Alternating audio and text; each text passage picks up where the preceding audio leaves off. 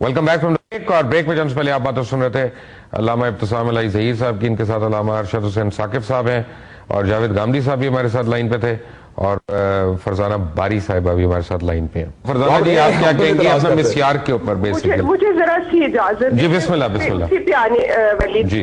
पहले तो मैं आपको ये बात बता दूं कि पूरी मुस्लिम वर्ल्ड के अंदर, इस्लामी दुनिया के अंदर जो मुसलमान खवातीन हैं वो एक फेमिनिस्ट पर्सपेक्टिव में कुरान की तशरीह कर रही हैं और ये सारी बहुत सारी बातें जो मैं समझती हूँ कि जो मर्दों ने बनाई हुई है कि उसको बुनियाद बना के कि औरतों को मार सकते हैं, जो सूरत निसा का रेफरेंस होता है और वो सारी चीजें वो सब वो चैलेंज कर रही हैं।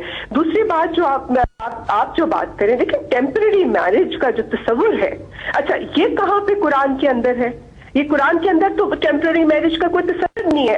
हराम है, हराम है। हम आपके साथ हैं इस मसले में। हाँ, हराम है। हमने इसकी कोई बात नहीं की। मैं आपको बताता हूँ, मिसयार जो है बिल्कुल मिस यूज हो रहा है, मैं ये कह रहा हूँ। जी जी, मैं वही बात करना चाह रही हूँ। देखिए, एक तो ये कि इस्लाम के हवाले से मैं एक ह्यूमन राइट पर्सपेक्टिव से बात कर रही हूँ और मैं समझती हूँ कि अगर कुरान को गुजारे मैं उसकी कोई स्कॉलर नहीं हूँ, लेकिन मैं ये इस चीज पे बिलीव करती हूँ कि इस्लाम और कुरान के अंदर कोई ऐसी बात जो इंसान के हकूक की नफी करती है वो हो ही नहीं सकती है। इसका मतलब ये है कि जरूर से कोई इंटरप्रिटेशन का। ये आपकी बात ठीक है, जस्टिस कुरान जी ने हमेशा उसको इनकरेज किया और जस्टिस से ही चीजों में मशरूत किया है, लेकिन इसकी वजह से आप किसी ऐसी चीज की नहीं। लेकिन एक बात गलत कही है आपने, जो इससे पहले आपने कही थी। मैं आपको let me categorically correct you over here, क्योंकि मैं एज अ मेल शोविनिस्ट ये बात नहीं कर रहा।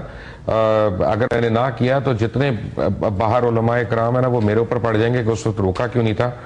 बराबर नहीं है मर्द और औरत कुरान के एतबार से। आपको औरत जो है जितनी मर्जी काबिल हो वो इमामत नहीं कर सकती। ये बड़ा क्लियर है इस्लाम में। कहाँ पे लिखा हुआ है? नहीं, ये इस्लाम में दो पॉइंट है लिखा, इस कुरान में लिखा है, अरे जालू कव्वामून अलन निसा।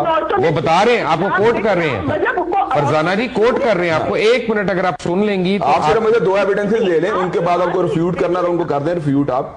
अरे जालू कव्वामून अलन निसा बिमा फद्दलल्लाहु बादहुम अला बाद व बिमा अनफक़ू मिन अम्वालिहिम।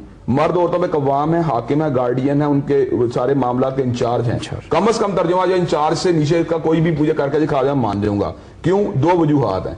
बिमा फद्दलल्लाहु बादहुम अला बाद, इसलिए कि अल्लाह ने बादों को बाद में फजीलत दी है। व बिमा अनफ़क़ू मिन अम्वालिहिम, वो दूसरी बात है कि नान नफका भी उनके हाथ में है।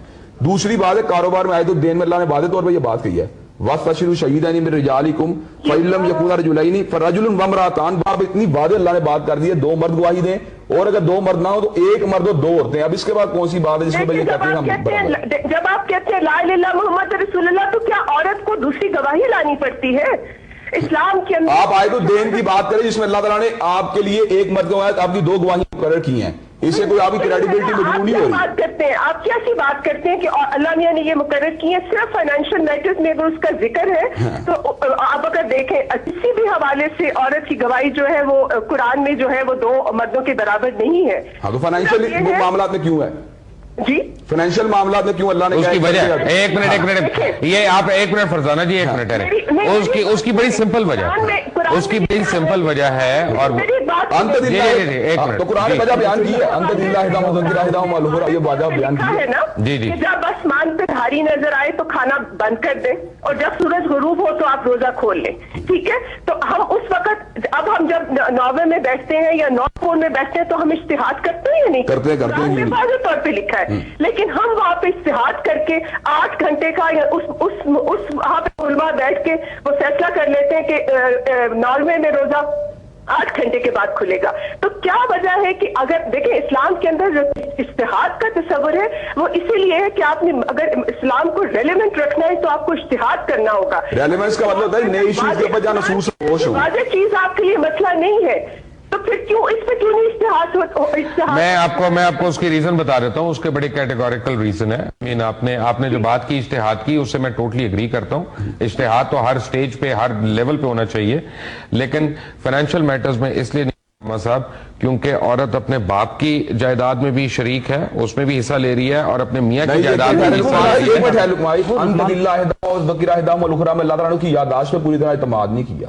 अल्लाह ने बनाया, हमने तो नहीं बनाया औरत को।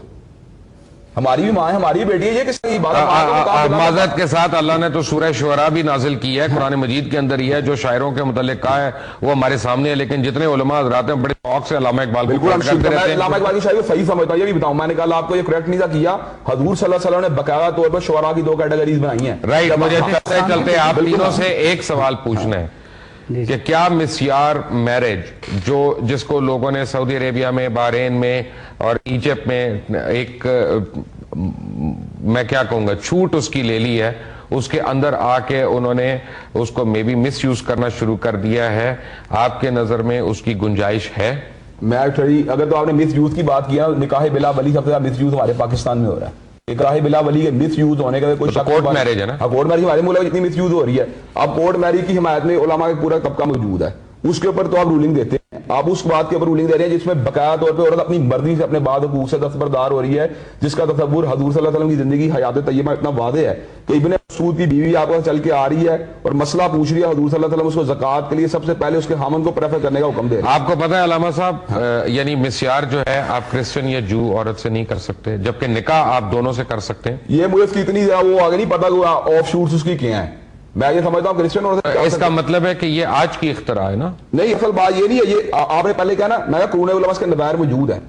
رسول اللہ صلی اللہ علیہ وسلم کی ازواج مطہرات میں کسی نے اپنے حقوق دستبرداری کا اظہار کیا کہ نہیں؟ چلیں آپ یہ بتائیں. اس وقت تو متع جائز تھا, متع کی بات نہ کریں, اس وقت متع بھی ہو رہا تھا نا, متع نہیں ہو رہا, مسوا غزوات میں ہوتا تھا نا. نبی علیہ السلام کی جتنی حیات طیبہ میں آپ کے ازواج مطہرات سے عقود ہوئے ہیں, ان میں کوئی متع کا نکاح نہیں, ان میں نہیں ہے. اچھا, تو انہوں نے اپنی زندگی میں ان کی حیات طیبہ کے اندر ان کی ازواج مطہرات جو کہ کائنات کی سب سے افضل اور معزز ترین خواتین ہیں, ان میں سے ایویڈنس نہیں ملتا کہ ان میں سے. علامہ صاحب ایک منٹ آپ کے پاس, جی جلدی سے آپ کیا کہیں گے کلوزنگ میں اس کے اوپر؟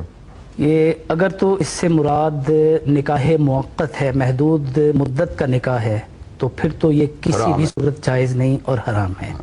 اور اگر مسیار سے مراد یہ ہے کہ بیوی اپنے بعض حقوق سے دستبردار ہوتے ہوئے کسی کے ساتھ شادی کرنے کے لیے تیار ہوتی ہے, تو چونکہ وہ اس کے ذاتی اسی کے حقوق دستبردار کرواتے رہے. فرزانہ صاحبہ آپ کا یو ہیو 1 منٹ. جی, دیکھیں میں سمجھتی ہوں کہ یہ ٹیمپرری میرجز تو بالکل ٹوٹل وائلیشن آف رائٹس, یہ ہیومن رائٹس ہیں, ویمنز رائٹس ہیں, اور اگر کوئی اس کو اسلام کے نام پہ جسٹیفائی کرتا ہے تو میں سمجھتی ہوں وہ اسلام کے ساتھ کوئی جو ہے وہ اچھا نہیں کر رہا, کیونکہ یہ تو جس میں رائٹس ہی نہیں ہے عورت کے, اور آپ نہ بچوں کے کوئی رائٹس ہیں, یہ شادی میں دیکھیں بچے جو ہے وہ ماں باپ دونوں کی ذمہ داری, اور اسلام میں بڑی واضح طور پہ ماں اور باپ دونوں کی ذمہ داری جو ہے اس کو بچوں کے حوالے سے کہا گیا. تو میرا خیال ہے اس کو بالکل میں تو سمجھتی ہوں کہ اس کی کوئی جسٹیفیکیشن. رائٹ, فرزانہ باری صاحبہ آپ کا بہت بہت شکریہ. علامہ ابتسام علی ظہیر صاحب آپ کا بہت بہت شکریہ. ایک میرا پوائنٹ صرف ایڈ جی بسم اللہ, وہ میں انڈیکیٹ نام کے ساتھ ہی کر رہا تھا, حضرت سودا نے اپنا جو تھا نا حق دستبردار کی, اور آپ کا ایویڈنس اس بات میں موجود ہے. دوسری بات رہی کہ نکاح مسیار کو بندہ ایکسپلائٹ کرتا ہے, اس کو مس یوز کرتا ہے, تو میں سمجھتا ہوں بندہ ذمہ دار. کورٹ میرجز عام مس یوز ہو رہی ہیں. علامہ ارشد حسن ثاقب صاحب آپ کا بھی بہت بہت شکریہ. جاوید گامدی صاحب آپ نے ہمیں جوائن کیا پہلے, آپ کا بھی بہت بہت شکریہ. میں چلتے صرف ایک بات آپ لوگوں کو کہنا چاہوں گا کہ مذہب کے اندر جو آرگیومنٹ ہوتی ہے نا, اس کا مقصد صرف ایک ہوتا ہے, that is to make progress. اس کا مقصد جو ہے خدا نخواستہ کج بیسی نہیں ہوتا, اس کا مقصد کوئی ایمان کی کمی نہیں ہوتا, اس کا مقصد ہوتا ہے کہ اپنے آپ کو زیادہ سے زیادہ ایجوکیٹ کرنا. ہو سکتا ہے کوئی ایسی بات ہوئی ہو جسے کسی کو دکھ پہنچا ہو یا کچھ پہنچا ہو, لیکن وہ ڈیفینیٹلی انٹینشنل نہیں ہوتی ہے. جب ہم سیکھ رہے ہوتے ہیں, ہم سارے سیکھنے کے عمل سے گزر رہے ہوتے ہیں, تو کوئی نہ کوئی بات ہو سکتا ہے ہمارے منہ سے نکل جائے جو صحیح نہ ہو. ایک بات میں ضرور کہوں گا کہ اس کے اوپر ایک پروگرام کافی نہیں ہے. آپ بھی انٹرنیٹ کے اوپر جائیں اور آپ بھی سعودی علماء ہیں, ان کے فتویٰ جو انہوں نے جاری کیا ہے ان کو نکالیں, ان کو انڈرسٹینڈ کریں. میں بھی دوبارہ سے کرتا ہوں یہ, اور دوبارہ سے ہم علماء اکرام کا ایک پینل یہاں پہ بلاتے ہیں, اور میرا خیال ہے کہ بہتر ہوگا کہ ہم ان کو ساروں کو اور اپنے سامنے اس ایکچوئل فتوے کی کاپی رکھ کے پھر ہم ان سے بحث بھی کر سکتے. رائٹ, بالکل.